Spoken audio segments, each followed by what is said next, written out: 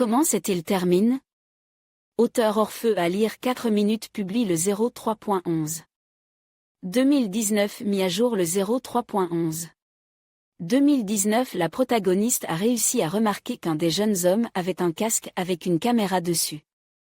La jeune fille a eu de la chance, il était cloué à une petite île sur laquelle se trouvait Nancy. D'un geste brusque, la jeune fille a sorti l'appareil photo de l'eau. Enregistrant un message touchant et sincère à l'intention de ses proches, elle a jeté le casque vers le rivage. La jeune fille était presque certaine qu'il s'agissait de son enregistrement d'adieu. Cependant, il y avait un peu d'espoir dans l'âme de l'héroïne. C'est pourquoi elle révélait son plan dangereux dans le message adresse à son père et à sa sœur. Blessée, Nancy se rend compte qu'il est impossible de rester longtemps sur l'île, car elle sera bientôt submergée. La pauvre fille aperçoit une bouée côtière.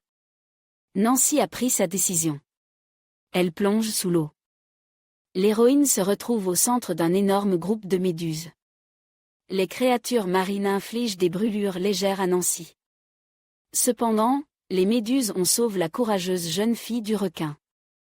L'héroïne a réussi à franchir la distance nécessaire pour atteindre la bouée de sauvetage. Mais tout ne s'est pas passé comme prévu. En grimpant sur la bouée, Nancy s'est accidentellement blessée au visage. Elle réussit à trouver une boîte contenant une fusée de détresse.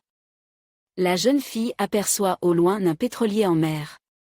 Elle avait l'espoir d'être sauvée. Cependant, à cause de la grande distance, les signaux de détresse de Nancy vers le pétrolier sont pas inaperçus. La jeune fille regarde autour d'elle. Son attention est attirée par la carcasse d'une baleine morte, dont la graisse se répand sur la mer. Nancy se met à attendre. Lorsque le requin a soif de sang nagea dans la flaque de graisse de la baleine, la jeune fille tira sa fusée éclairante. La graisse s'enflamme.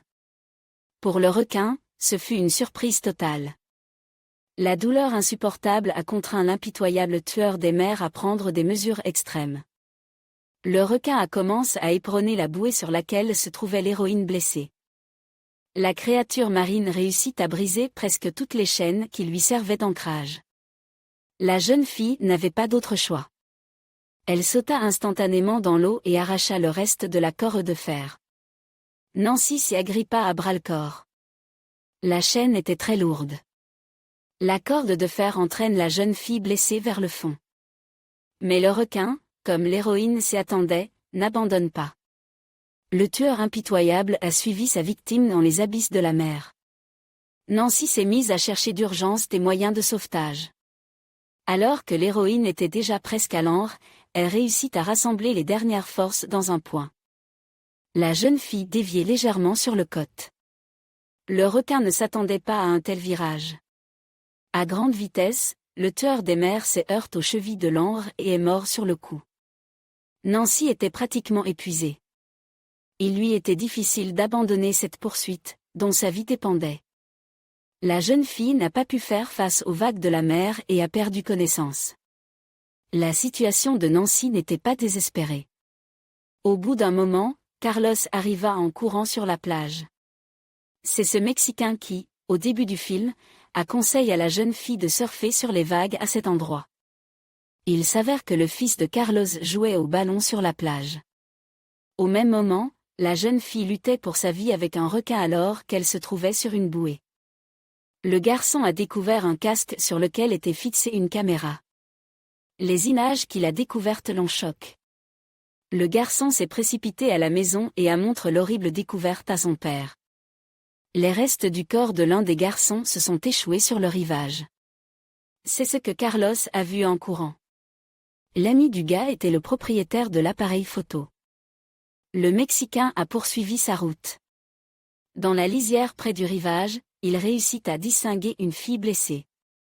Nancy était inconsciente. Carlos réussit cependant à la ramener à la vie. Le final du film, The Shoal. Un an s'est écoulé depuis les terribles et dangereux événements. Nancy s'est rétablie et a suivi une rééducation. Avec son père et sa sœur, elle est revenue sur le rivage pour faire de la planche. Les filles sont sur le point d'entrer dans l'eau. Dans la foulée, son père dit à ses sœurs que leur mère serait sûrement fière d'elle.